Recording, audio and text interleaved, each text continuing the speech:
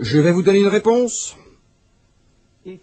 Si vous m'invitez à une réunion au cours de laquelle vous voulez défier ma foi et à laquelle je participe et où je dois payer mon tribut et où pour venir je partage avec vous des frais, et si votre contribution consiste à me donner du poison pour me tuer, alors je dois vous dire que j'ai une meilleure personnalité chrétienne. Quand je rencontre des musulmans, je leur donne du pain à manger, nous plantons des arbres, nous creusons des puits, nous les abreuvons, et c'est un tout autre état d'esprit. Et pourquoi j'ai utilisé ces mots? Parce que mon Jésus était insulté. Et même quand j'apporte réponse sur réponse, que j'ai vu les cassettes, je connais les livres et les chefs chrétiens ont apporté leur réponse à M. Didat, et il continue à soulever la même question, puis il se met les doigts dans les oreilles et ne veut pas entendre les réponses. Alors je me rappelle moi-même de situations semblables dont j'ai entendu parler par des gens qui avaient été torturés et emprisonnés avec un capitaine qui posait inlassablement les mêmes questions auxquelles il ne souhaitait pas de réponse. C'était seulement dans le but de tuer. Et je veux juste dire que vous devez vraiment avoir une très très sale imagination. Si vous considérez la Bible comme de la pornographie, quand la Bible parle de la colère de Dieu sur les nations, je crois que mes filles se sentiraient plus menacées et ressentiraient plus de dégoût à la lecture du Coran, où il est dit qu'un musulman prend une esclave, la prostitue, en sachant que ce qu'il fait, de toute façon, Dieu lui pardonnera. Mais Dieu ne pardonne pas tant qu'il ne se répand pas.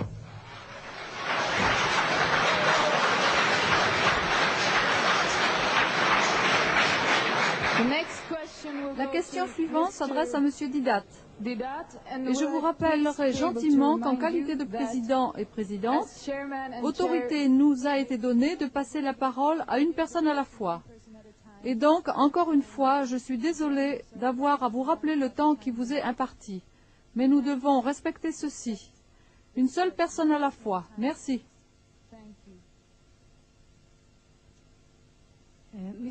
Monsieur Didat, hier vous avez dit que c'était différent par le nombre. Et Jésus a dit, « Moi et le Père ne faisons qu'un ».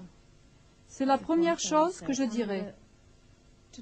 Et puis aujourd'hui, vous avez dit, respectez Jésus, aimez Jésus et croyez ce qu'il a dit.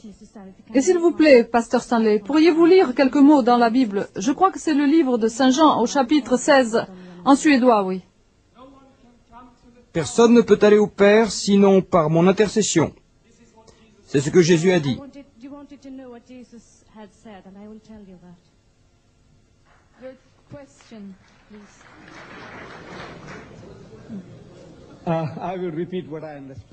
Je vais répéter ce que j'ai compris. Cela en tenant compte de la divinité du Christ, du fait que Jésus est Dieu. Je demandais au pasteur de me donner le sens sans équivoque ni ambiguïté quand Jésus dit « Je suis Dieu, adorez-moi ». Et Dieu merci, il n'y est pas parvenu. Mais la dame a posé une question très loyale. Si j'ai bien compris ce que Jésus a dit, « Moi et mon Père ne faisons qu'un ». C'est le premier état de choses, c'est bien ça? Où se trouve la dame? Moi et mon Père ne sommes qu'un. Donc, cela implique que s'il ne fait qu'un avec Dieu, il est Dieu lui-même. C'est ce qui semble le plus évident. Vous savez, ma sœur, ou pasteur, la citation se trouve dans le livre de Saint Jean, chapitre 10, verset 30, quand Jésus dit « Moi et mon Père sommes un ». Il a dit ça. Et je pose la question du contexte.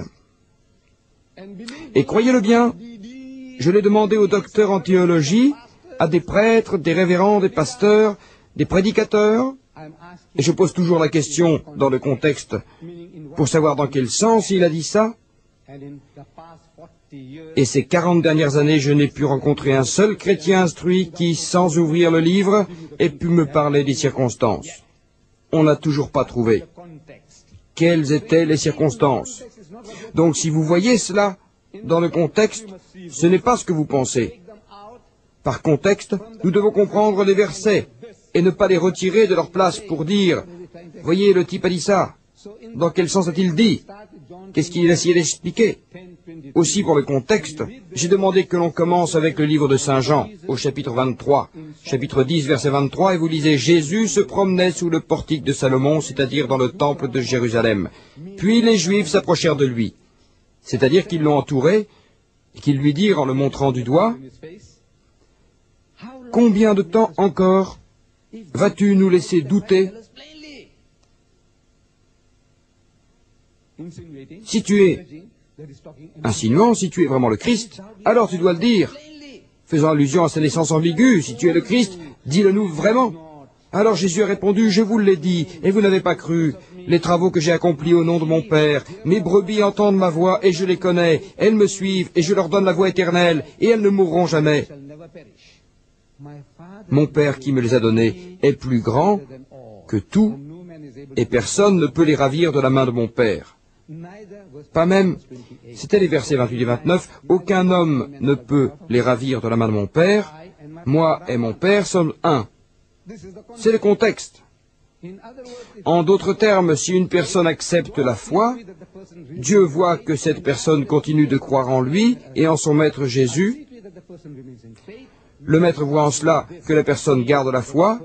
Nous sommes un parmi cela, à voir que la personne garde la foi, pas en sa toute-puissance, pas en son omniscience, pas en sa connaissance, rien du tout. Il parle de l'unicité du but, de voir que le croyant garde la foi. Mais les Juifs cherchaient des ennuis, et quand vous cherchez des ennuis, vous les trouvez au premier coin de rue. Vous n'avez pas besoin d'aller très loin. Alors les Juifs, verset 31, alors les Juifs prirent des pierres à nouveau pour le dilapider. Alors Jésus a dit, « Je vous ai montré de nombreux bons travaux accomplis par mon Père, et c'est pour cela que vous allez me dilapider ?» Ils répondirent, « Nous ne te lapidons pas pour les bons travaux, mais à cause de tes blasphèmes, parce que tu es un homme qui se prétend Dieu lui-même. » C'est ça la réponse. C'est ça la raison. Celle de se proclamer soi-même Dieu. Pour cela, tu mérites la mort selon la loi judaïque. Qu'est-ce que Jésus répond à cela? S'il était Dieu, voilà une occasion. Il dirait, que puis-je dire d'autre? Vous me demandez, êtes-vous musulman? Je répondrai, oui, je suis musulman. Je devrais dire que je suis musulman, mais je ne sais pas ce que vous allez faire de ça. Maintenant, qu'est-ce que vous allez faire avec moi? Mais vous me demandez, êtes-vous musulman? Et je réponds que je suis musulman. Si Jésus est Dieu, alors il doit le dire. Si je suis Dieu, qu'est-ce que je pense à dire d'autre? Mais il n'a rien dit de tel. Il a répondu, est-ce que ce n'est pas écrit dans votre loi? Il est sarcastique. La loi, c'est la Torah, les 5 premiers livres de Moïse, la Genèse, l'Exode, le Lévitique, les Nombres et le Deutéronome.